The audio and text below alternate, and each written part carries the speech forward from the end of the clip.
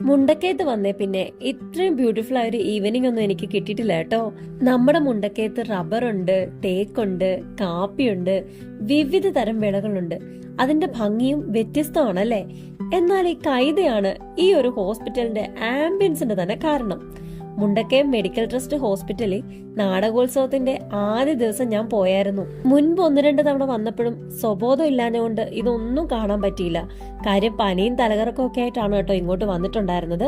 ഇത്രയും ആംബിയൻസോട് കൂടിയ ഒരു ഹോസ്പിറ്റല് എന്റെ ജീവിതത്തിൽ ആദ്യമായിട്ട് ഞാൻ കാണുവാണ് കേട്ടോ. നല്ല ഭംഗിയിൽ ലൈറ്റ് ഒക്കെ ഇട്ട് സെറ്റ് ആക്കിയിട്ടുണ്ട്. ഈ നാടകോത്സവം ഉള്ളതുകൊണ്ടാണ് കേട്ടോ. നിങ്ങൾ വിചാരിക്കുന്ന പോലെയല്ല കേട്ടോ ഞാൻ. എന്റെ ഫേസിലേക്ക് ഒന്ന് നോക്കി, അത്യാവശ്യം പേടി ഫീൽ ചെയ്യുന്നില്ലേ? കാര്യം ഇവിടെ ഇച്ചിരി വിജനമാണ് കേട്ടോ. എനിക്ക് ഈ ലോകത്ത് മൃഗങ്ങളെയോ മനുഷ്യരെയോ ഒന്നും പേടിയില്ല. പക്ഷേ ഇരുട്ട് എനിക്ക് ഭയങ്കര പേടിയാട്ടോ.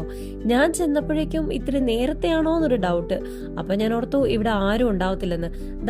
പതുക്കെ ആൾക്കാരൊക്കെ വന്നു തുടങ്ങി കേട്ടോ. ഇവിടെ വന്നപ്പോഴാണെങ്കിൽ നമ്മുടെ ഫേവറേറ്റ് ടീംസ് കൂട്ടിക്കേറി കിടപ്പുണ്ടേ. എന്റെ കുട്ടുവിനെ മിക്കേ പോലൊന്നുമല്ല, മാന്യന്മാര്, ആർക്കും ഒരു ശല്യവും ഉണ്ടാക്കാതെ അവിടെ ഇരിക്കുകയാണ് കേട്ടോ. പിന്നെ ഞാൻ ചെന്നപ്പോഴേക്കും എല്ലാം ഖാലിയായിട്ട് കിടക്കുമായിരുന്നേ. അവിടെ ഇന്ദുമോൻ തിരുമേനിയുടെ ഫ്ലെക്സ് ഒക്കെ വെച്ചിട്ടുണ്ടേ. താഴെ നിൽക്കുന്ന ആളാണ് അപ്പച്ചൻ ചേട്ടൻ. അറിയായിരിക്കുമല്ലോ മുണ്ടക്കൻകാർക്ക്. ഇതിന്റെയൊക്കെ പ്രധാന കണ്ണിയാണ് അപ്പച്ചൻ ചേട്ടൻ.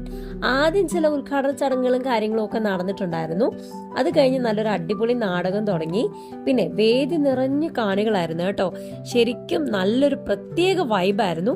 ഇതെല്ലാം കഴിഞ്ഞ് ഞാൻ സമാധാനത്തോടെ തിരിച്ചു പോന്നു കേട്ടോ.